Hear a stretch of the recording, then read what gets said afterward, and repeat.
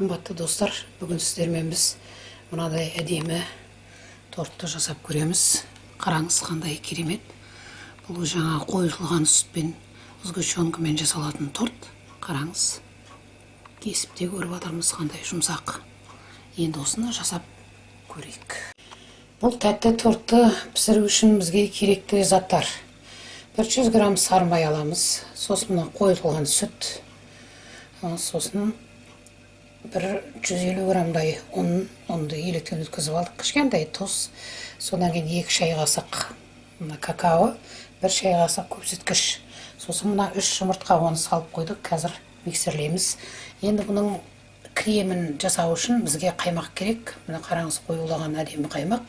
Қолдың қаймағы 400 грамм, содан кейін 150 граммдай қанттың ұнтағы. Қант алсаңыз да болады, ұнтақ қылуы оңай. Енді бастаймыз. Жұмыртқаны ұрып алдық. Енді оған еріген сары майды жібереміз. Енді бұған қойылған сүтті құямыз.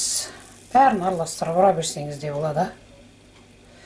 Енді осыған көпсіткішпен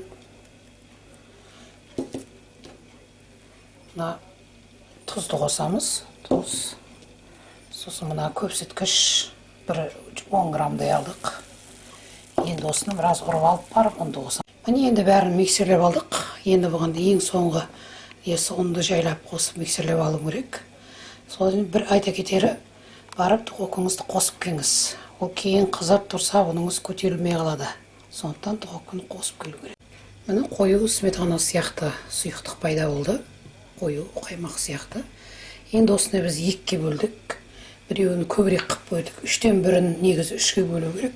3-тен 1-іне алып, какаоны қосамыз. Сонда екеуінің наны 2 түрлі болады. Енді мына какао мынау қара корж болады да, қанауысы ақ болады. 2 ақ корж болу керек.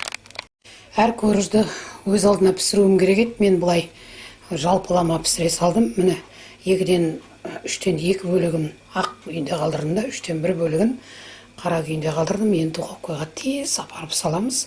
10-15 минут тұрады. Сол арада тортыңыздың наны духовкада тұрғанда, жаңағы торттың бетіне жағатын, арасына жағатын кремді қаймағыңызбен жаңағы қанттың ұнтағын миксерлеп алыңыз. Көріңіз, қандай қою болады. Міне қараңыз, қандай қою. Сондай жақсы крем болып тұр.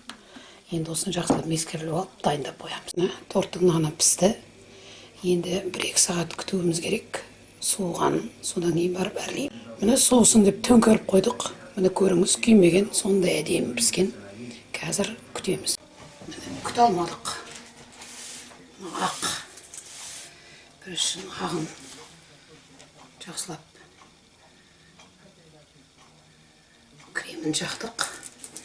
Енді мына қарасын осының үстіне крем жағылған жағына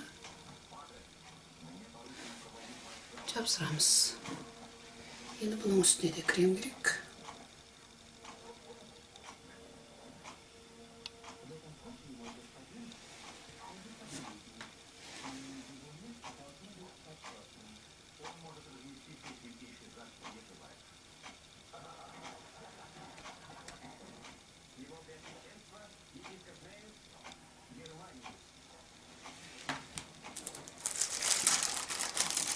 Енді мына крем жағылған ақ жағын қайтадан жағамыз. Енді бұның үстіне де крем керек. Жан-жағының бәріне үстіне крем жағып.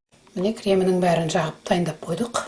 Енді жан-жағынан қырқып алған мына тәтті нандарының бәрін майдалап үстіне жағамыз қазір. Міне ұнтақ жасадық. Жан-жағынан кесіліп алған нандардың. Енді бұның үстіне жағамыз. Сосын жан-жағына бір керемет торт болады қазір.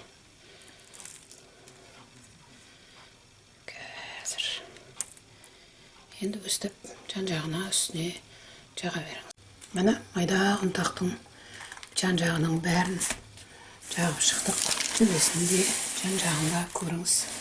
Енді бұл таң атқанша мұздатқышта тұрады тоңазытқышта. Содан кейін таңертең кесіп көреміз. Міне әдемі торт шықты. Қараңыз, ішіндегі нан керемет торт болған. Қараңыз. Міне кесіп көріп отырмыз. Кескенде бір әдемі жұмсақ шығып жатыр. Міне осылай жасап көріңіздер. Бұдан да жақсылап жасап жүрген шығарсыздар. Енді ұнаса осы әдіспен де жасаңыздар. Ұнаса лайк басыңыздар. Комментарий жазыңыздар. Сондай бәріне ұнайды деп ойлаймын бұл тортта.